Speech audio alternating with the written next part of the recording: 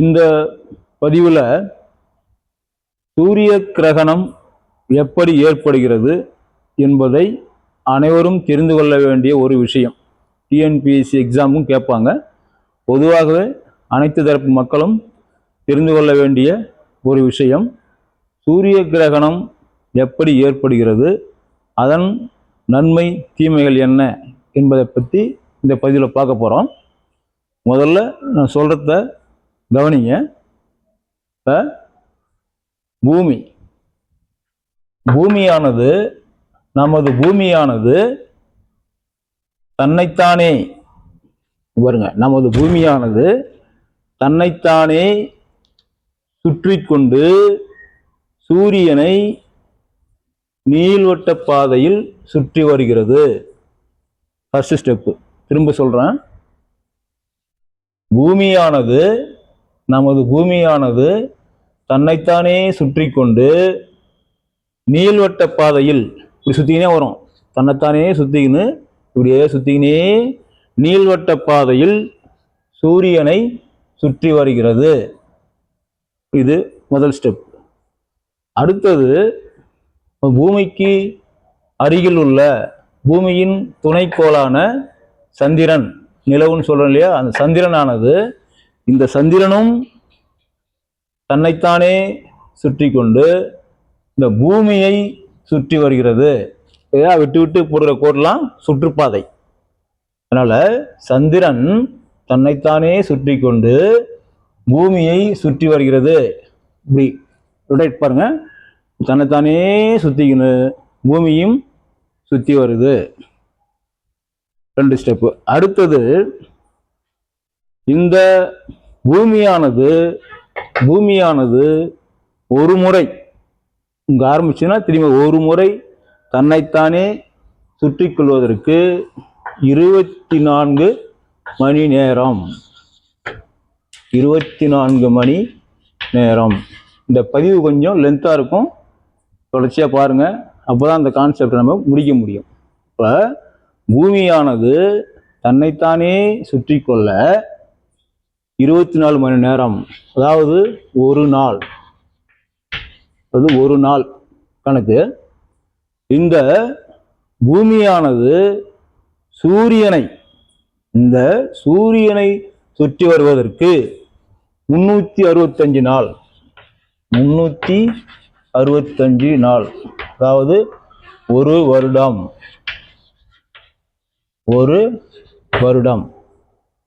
நல்லா கவனிங்க.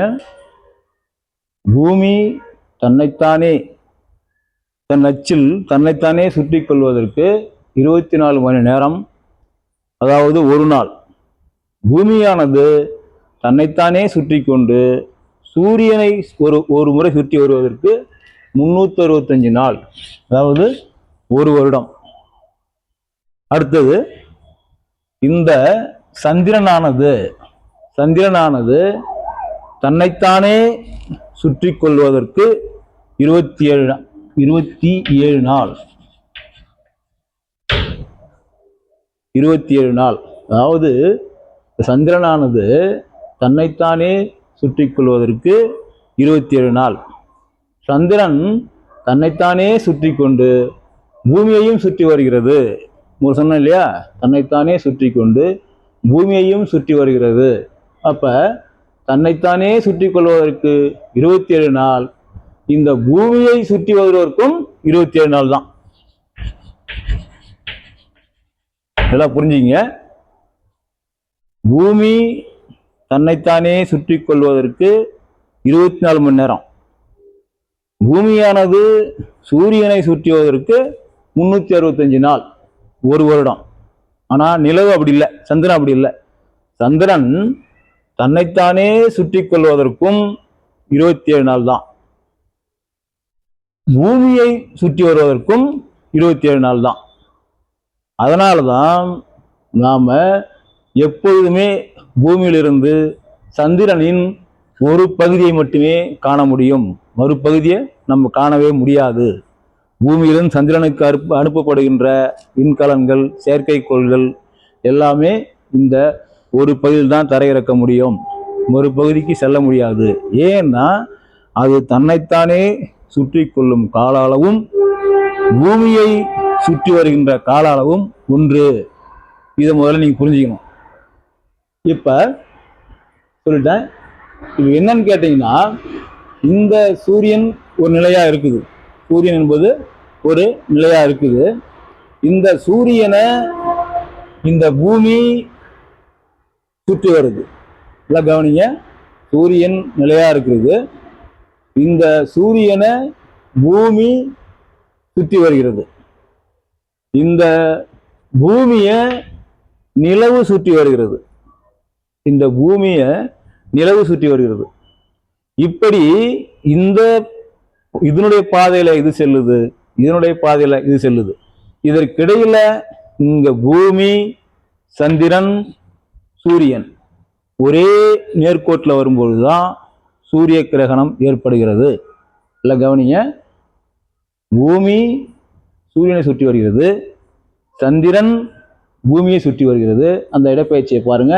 இப்படி சுற்றி வரும் காலத்துல இந்த பூமியும் சந்திரனும் சூரியனும் ஒரே நேர்கோட்டில் வரும்போதுதான் சூரிய கிரகணம் ஏற்படுகிறது. ஏனென்றால் இந்த சூரிய வெளிச்சமானது சந்திரனால் மறைக்கப்படுகிறது. இங்க இருக்கிற பூமி நாம் அங்க இருந்து பார்க்கிறோம்னா சூரிய வெளிச்சத்தை இந்த சந்திரன் தடுத்துகிறது. அதுவும் ஒரு குறிப்பிட்ட கால அளவு தான். ஏன்னா இந்த சந்திரன் இந்த இடப்பெயர்ச்சியில செல்லுது இல்லையா? அப்படி செல்லும்போது இந்த நேர்கோட்டில் வரும்பொழுது முழு சூரிய கிரகணம். அது இதுக்கு நேரா இந்த பூமியில எந்தெந்த நாடுகள் இருக்குதோ அந்த நாடுகளுக்கு தான் முழு சூரிய கிரகணம். இதை பாருங்க. பூமியை விட சந்திரன் சின்னது. நேர்கோட்டில் வந்தாலும் இந்த ஓரம் இருக்கிற நாடுகளுக்கெல்லாம் சூரிய கிரகணம், அரை சூரிய கிரகணம், பகுதி சூரிய கிரகணமாக தான் தெரியும். அதெல்லாம் அடுத்த பதிவில் பார்ப்போம். இப்ப பூமியும் சந்திரனும் சூரியனும் ஒரே நேர்கோட்டில் வரும்பொழுது சூரிய கிரகணம் ஏற்படுகிறது. சூரிய கிரகணம் என்றால் என்ன என்றால், சூரியன் வெளிச்சமானது சந்திரனுக்கு பூமிக்கு வருகின்ற சூரிய வெளிச்சத்தை சந்திரன் பூமியை சுற்றி வருகின்ற காரணத்தினால் இந்த நேரா வரும்பொழுது இந்த பூமியானது சூரியனை சுற்றி வருகிறது. இது ஒரு சுழற்சி. இந்த சந்திரனானது பூமியை சுற்றி வருகிறது. இது ஒரு சுழற்சி. இந்த ஒரு அதிசயம் போல் இந்த 3 கோள்களும் ஒரே நேர்கோட்டு பாதையில் வரும்போதுதான் சூரிய கிரகணம் ஏற்படுகிறது. தெளிவா புரிஞ்சுங்க. சூரிய கிரகணம் என்றால் சூரியனின் வெளிச்சம் பூமிக்கு வருவதை இடையிலே வந்து சந்திரன் தடுத்து விடுகிறது. அதற்கு பிறகுதான் சூரிய கிரகணம் என்று பெயர். திரும்ப சொல்றேன் பாருங்க. இது சூரியன், இது பூமி, இது சந்திரன். இந்த பூமியானது தன்னைத்தானே சுற்றி கொள்ள 24 மணி நேரம், அது ஒரு நாள். இந்த பூமியானது சூரியனை சுற்றி வர 365 நாள், ஒரு வருடம். அடுத்தது இந்த சந்திரனானது தன்னைத்தானே சுற்றி கொள்ள 27 நாள். சந்திரனானது பூமியை சுற்றி வருவதற்கும் 27 நாள் தான். இந்த சந்திரன் தன்னைத்தானே சுற்றி கொள்வதற்கும் பூமியை சுற்றி கொள்வதற்கும் கால அளவு ஒரே அளவாக இருப்பதால் நாம் சந்திரனின் ஒரு பகுதியை மட்டுமே நாம் காண்கிறோம். பூமியிலிருந்து பார்க்கும் பொழுது பூமியினுடைய எந்த இடத்திலிருந்து பார்த்தாலும் சந்திரனுடைய ஒரு பகுதி தான் நம்மளுக்கு தெரியும். மறுபகுதி இன்னொன்று அரை பகுதி நமக்கு தெரியாது. இது பாயிண்ட். அடுத்தது பூமியானது தன்னைத்தானே சுற்றி கொண்டு சூரியனை சுற்றி வருகிறது. நிலவானது தன்னைத்தானே சுற்றி கொண்டு பூமியை சுற்றி வருகிறது. இந்த இடப்பெயர்ச்சியின் காரணமாக எப்பொழுது பூமியும் சந்திரனும் சூரியனும் நேர்கோட்டில் வரும்பொழுது சூரியனின் வெளிச்சமானது பூமிக்கு படுவதை நிலவு மறைக்கிறது. இந்த பாதையில செல்லும் பொழுது சிறிது நேரம் சந்திரன் சூரிய வெளிச்சத்தை மறைக்கிறது, பூமிக்கு இருள் தென்படுகிறது. இதுதான் சூரிய கிரகணம் என்று பெயர். இந்த சூரிய கிரகணத்தின் பொழுது நாம் வெறுங்கண்ணால் பார்த்தால் என்ன நடக்கும்? சூரிய கிரகணத்தின் போது மக்கள் பொது வெளியில் இருக்கக்கூடாதா என்பதற்கெல்லாம் விஞ்ஞானபூர்வமான விளக்கம் அடுத்த பதிவில் இடம்பெறும். நீங்கள் இதை பார்க்குறவங்க இதுபோல் அனைவரும் எளிதில் புரிந்து கொள்ளக்கூடிய பல அரிய இன்னும் சந்திர கிரகணம், சூரிய கிரகணம், அமாவாசை, பௌர்ணமி, இன்னும் பல அரிய நிகழ்வுகளை எல்லாம் இதுபோல் ஒரு பதிவில் நான் தெரிவிக்கிறேன். இதை பார்க்குறவங்க இந்த சேனலை சப்ஸ்கிரைப் பண்ணுங்கள், நண்பர்களுக்கு ஷேர் பண்ணுங்கள். இது புரியணும் நினைக்கிறேன். புரியலைன்னா திரும்ப போட்டு போகிறேங்க. இன்னமும் எந்த இடம் புரியலைன்னா இன்னும் கமெண்டில் சொல்லுங்கள். அதுக்கு தகுந்த மாதிரி அடுத்த வீடியோ போடுறேன். அடுத்த பதிவில் இந்த சந்திர கிரகத்தினுடைய பகுதிகள் என்னென்ன, எத்தனை வகைகள், இந்த சந்திர கிரகணத்தினால் சூரிய கிரகணத்தினால் நன்மை தீமைகள் என்ன என்பதை பற்றி அடுத்த பதிவில் பார்ப்போம்.